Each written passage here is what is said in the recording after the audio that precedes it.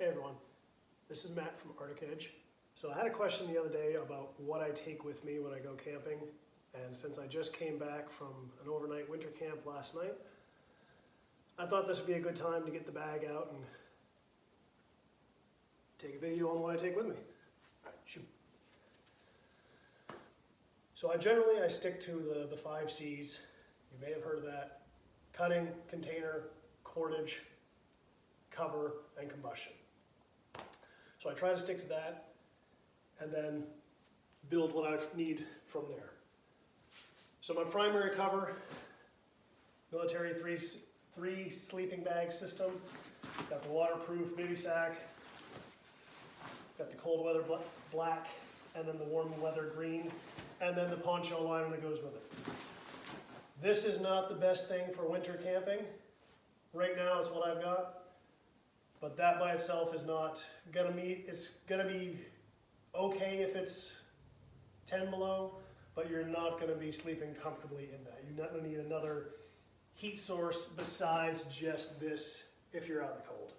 And then I also always bring a tarp with me. I think this is a 6x9, just waterproof tarp. If I need to make some type of shelter or just want to cover my pack up if I'm going somewheres, I've got this. For cutting,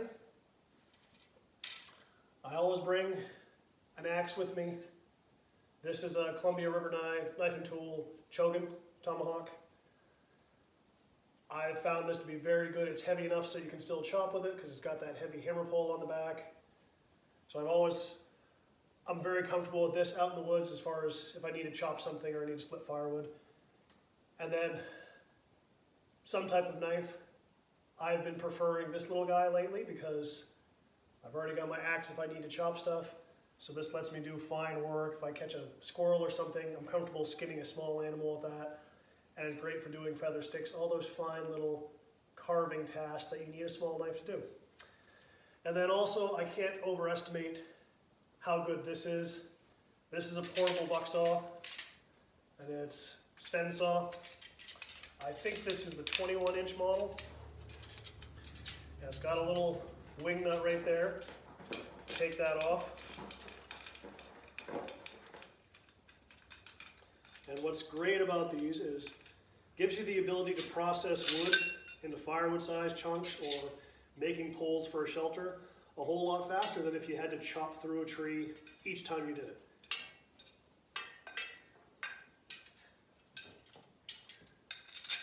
And you plug that in there.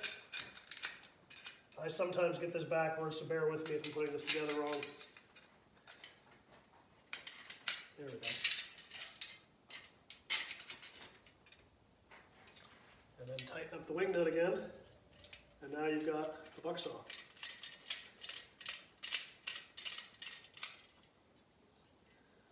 So that gives you the ability to cut any logs you cut down and process them in the size you need them. Much easier and much less energy intensive than trying to do it with an axe. And then I also bring a portable diamond file sharpener with me. Usually my blades are plenty sharp enough when I get out, but you never know. Maybe something happens. It's nice to have that so you can put a good edge on there quickly. So there's my cutting container, just a cheap 1-liter bottle. I used to buy expensive ones, but sometimes if it freezes and it pops in the winter, then you've wasted a lot of money on a container. The cheap little water bottle does me just fine when I'm going out in the winter, and I don't need to worry about replacing it if something happens. And then I've also got a Toke's kitchen set. This is another one. I can't overstate how much I love this. I actually keep a lot of fire starting stuff in here too. So this is the stove part. But as far as containers, here's a 1-liter pot, a lid for it that doubles as a little cook pan. And it's nothing huge, you're not going to cook giant meals with it. And a little cup with a lid on it so you can use it as a small cook pot. You're not going to cook any huge meals on this. I'm not going to be frying a steak, but for a small, lightweight system to throw in your pack, I love this. And it's made of titanium, so it's super light, super durable. And then you've got the stove part here, which is a wood rocket stove. Again, I love this thing. That's titanium too. Put some pine needles, some twigs in there. It really doesn't take a whole lot of basically kindling sticks, tinder and kindling sticks, to get that going hot enough that you can boil a 1 liter pot of water fairly quickly. And it's easy to find something to burn, so I feel very comfortable going out with this as opposed to trying to bring a jet boil or something that's going to require fuel that I may run out of. And since I brought that up, we'll go into combustion. So my go-tos for combustion, Bic lighter and a blast match.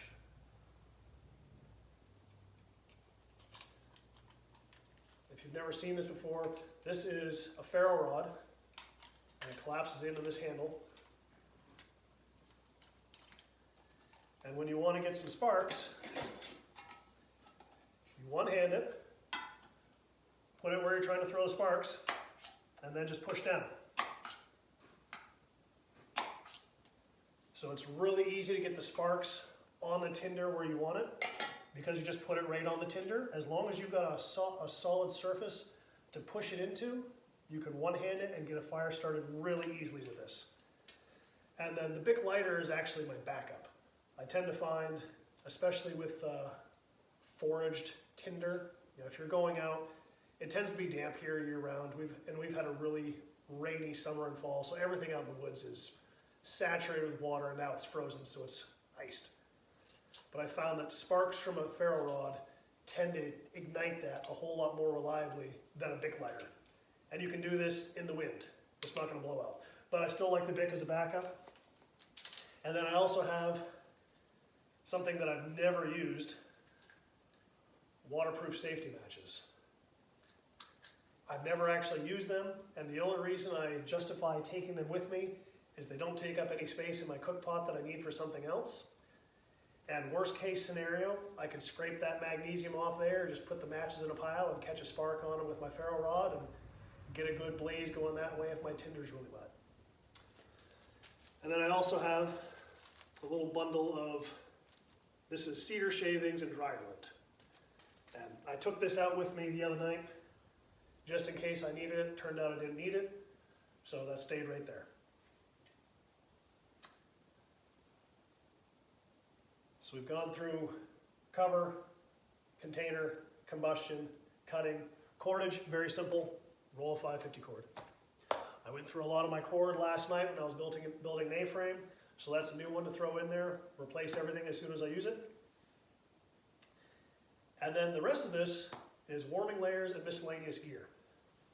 So I've got a Sawyer water purifier. I haven't used it that much. I tend to just boil my water. And just because I have a river and a lake around here that's clean and the water doesn't smell, I'm comfortable with that. I've also got a little container of iodine pills. Same reason, if you need to purify water on the go, I'm very comfortable with that. And then the accessories for the Sawyer here, a couple of water bags, the big syringe and the straw for the filter. And then over here, just small emergency stuff. These are 2 space blankets. They don't take up any space, and they may be what saves you if you go out in the cold. This is just a cheap, lightweight rain poncho. This is a small 6x9 painter's tarp, just all bundled up right, nice and neat. If I need another waterproofing cover, I've got that there. And then this is just a little bundle of duct tape. This is a half a dozen 3-inch nails with some wire wrapped around them. I bring that with me just in case I want to do snares. There's a couple of things you can do with nails for primitive traps. And you never know, and it doesn't take up much space. And then here, this is my emergency food supply. My personal preference, I mean, I like taking MREs and the dehydrated meals, but for the most part, I'm not willing to pay the money on that stuff. When I'm just camping for fun, I use that for serious hikes when I'm going out for days at a time. But even when I go out for days at a time, I like this. This is rice and lentils and some ramen flavor packets thrown in there. Because it's real easy to cook that up. It feels good when it's cold to have some hot rice and lentil soup or chicken broth. It's just, it's that hearty meal. That's a pound of rice and lentils there.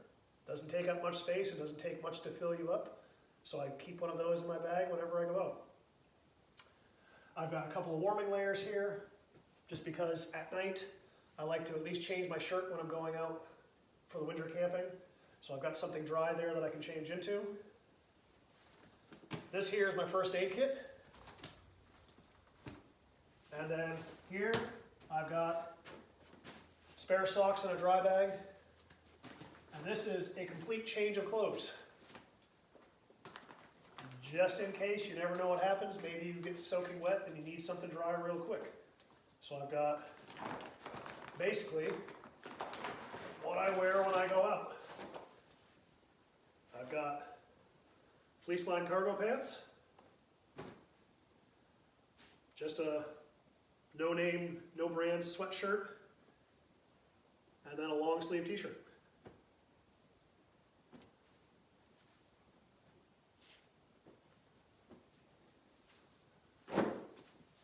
One other thing I wanted to go over is I always like having a coat with pockets. And the reason is it gives you a place to put all kinds of random things that you may want. So for instance, I've got Bic lighters stashed in basically every pocket I can, just in case one of them doesn't work. If you get separated from your pack, something can happen. I want to keep stuff in my pockets to help take care of me. So I've got a Swiss Army knife, a ferro rod, and a couple of Bic lighters. And I just disperse those between pockets. That way, no matter what pocket I reach for, there's something there that's helpful. And it doesn't take up any weight. You know you're always going to have your jacket on you. So it's just a handy thing to do to start stashing things in various pockets on your body, not just in your pack, but on your body. That way, if you get separated from your pack, you still have that. So I hope that was helpful. That's what I take with me when I go out for the winter camping. I'll put up another video soon, and I hope this was informative for you, and I hope you enjoyed. And I'll see you next time.